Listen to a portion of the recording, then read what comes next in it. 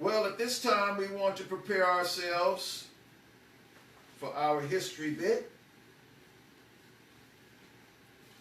Today we're going to share our history bit from the writings that are found in the Apostolic Canons. And this particular canon that I'm going to share for is with respect to the Passover. Seeing that we are in the season of celebrating Pesach, I wanted to share something with us today that I believe is quite informative and telling about how our ancient Messianic Israelite predecessors saw the feast. And it tells us indirectly and directly that they were celebrating this feast called Pesach, or Passover. So we're going to look at canon number 4 that is given to us here in the Apostolic Canons, translated from the Ethiopic. Now before I read, I do want to say that the translation that I'm reading from has been translated in a way in which it is presenting the information with language that those who are a part of the Western Christian and the Eastern Christian churches would understand. In other words, the language is presented in a way with terminology that does not always emphasize, or shall I say, connect with something that is directly Hebraic. And so, as I read this, I just want you to understand that a lot of times the translation may be a little different, but we're going to get the gist of this. Canon number 4, it says, concerning the day on which the Pesach should be celebrated, if any bishop or elder or deacon celebrates the holy Pesach with the Jews before day and night are equal, the vernal equinox, let him be deposed. Now, in this canon, as Clement was communicating this rule that had been adopted from the apostles as they were transmitting the way in which the faith is to be practiced,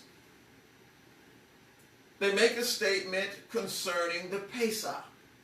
Now, I love the fact that when they translated the word Pesach, that they preserved this word, because we see the Hebraicness of it. In many instances, it may be translated Passover, but the term Pesach is the Hebrew word Pesach. That's what it is. So it says concerning the day, notice, concerning the day on which the Pesach should be celebrated. So based upon the statement, it has already been assumed that Passover would be celebrated. Y'all catch that? The question here was not about whether Passover should or should not be celebrated. That is not the issue of this statement. The issue in this statement has to do with on what day the Passover is to be celebrated. You catch that? So what we find here is that it was already assumed that Passover was being celebrated by our ancient Messianic Israelite predecessors. This document, let me remind you, this document as we have it goes back to the 2nd century. In other words, this information was produced saying that Clement is the one that put this together. He's given the authorship for putting it together. Clement was the 2nd generation of leaders directly following the 12 apostles. So what we get is an idea of what was immediately passed down after the apostles left the scene. So this document is a document that reflects the Messianic Israelite community of the 2nd century. That's the 100s, if I can use that terminology. All right? And another thing that I need to note is that during that time, our Messianic Israelite predecessors were still using what is called the solely lunar calendar. When we say solely lunar calendar, what that means is that they were determining the calendar based upon the sighting of the crescent moon and determining the beginning of a new year by looking out at the barley to see if it was ripe. And if it was ripe at a time, that would be after the first day of spring. That's the vernal equinox, when the daylight and nighttime hours are the same. Then they would pronounce Aviv, which would be the beginning of the first, or the new year rather. The first month of the year would begin. Now, as we look at this, what we're told is that if the celebration of Passover is done with the Jews at a time before the vernal equinox, then it says, let that bishop be deposed. Now, the reason why it says that the bishop be deposed, in other words, removed from their place of position, is because this particular order was given to the ministry leaders so that they would communicate it to the people. It had already been assumed just as well that the Messianic Israelite believers were already celebrating the Passover with the non-Messianic believers, or the sect of the Pharisees. They were celebrating Passover during the same time. Now, one might say, why then did Clement put this in here about celebrating it after the vernal equinox, one might ask? And in order to answer that, we need to know something about what was going on from the time of the end of the 1st century to the beginning of the 2nd century. This is something that is not always discussed or brought out within the framework of Christian circles. And that is because Christian circles of the present era do not concern themselves with the lunar calendar. Christians of this modern era, since the time of the 4th century, concern themselves only with the solar calendar. I want you to hear me real good. All right? And because of that, they don't care about the sighting of the moon or emphasizing when the dates of the feast should occur, because, of course, the modern Christian world could care less about the Moedim. But back in the 2nd century, when this document was produced, and we're getting a picture of what our Messianic predecessors were living, we find that they were concerned about keeping the Passover at the proper time. You see that? So, the reason reason why it was stated that it should not be celebrated before the vernal equinox is because the sect of the Pharisees during the time from the end of the 1st century and moving into the 2nd century began to look into the heavens and depend more on the astronomical calculations to preset a calendar so that they would not have to depend upon the sighting of the crescent moon and the sighting of the ripened barley. They wanted to create a way in which to preset the calendar so that everyone would be on the same page. This is what their thinking was.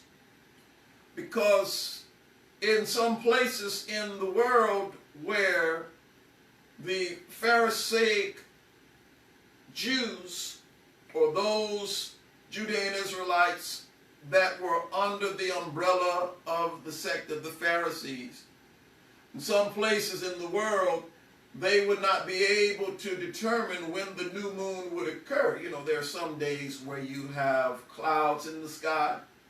So in some places, the new moon could be determined. In other places, it could not. And so the thinking was to try and come up with a way in which the calendar can be preset so those things would not have to be dependent upon.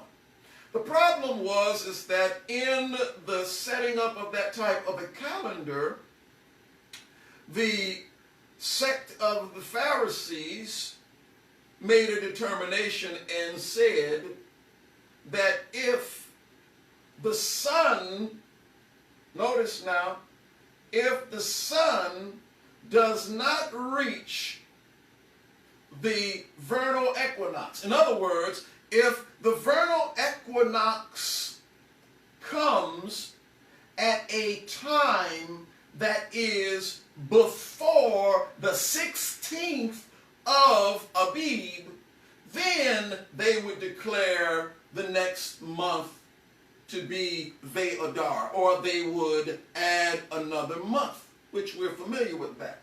The problem with that is that if the 14th would come, say for example, it comes before the 16th of Abib, but if it came before the 16th and the vernal equinox was on the 15th, then that would still be before the vernal equinox. Now that would satisfy the sect of the Pharisees, but it would not satisfy the sect of the Nazarenes, who we come from. Is this making sense? So there was a problem here that they had, because those who were following the calendar according to our ancient fathers did not want to follow a pattern that would be preset.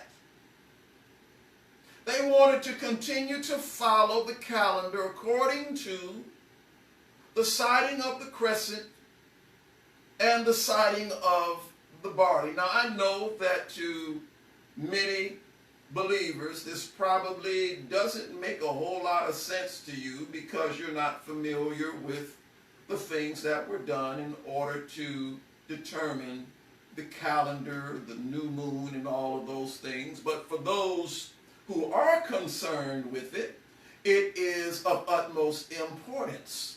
And so we need to know why this statement was made. It is because the sect of the Pharisees, from whence comes rabbinic Judaism, developed an intercalated calendar that would be preset.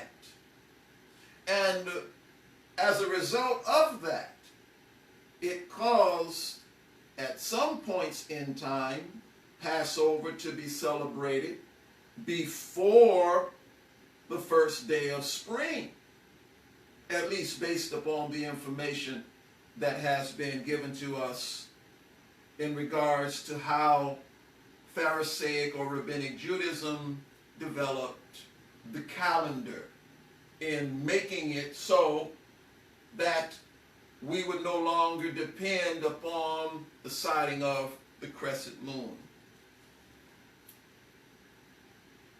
My purpose for sharing this, it's not just to inform us about the calendar, but to inform us about the fact that our ancient Israelite fathers kept the Passover.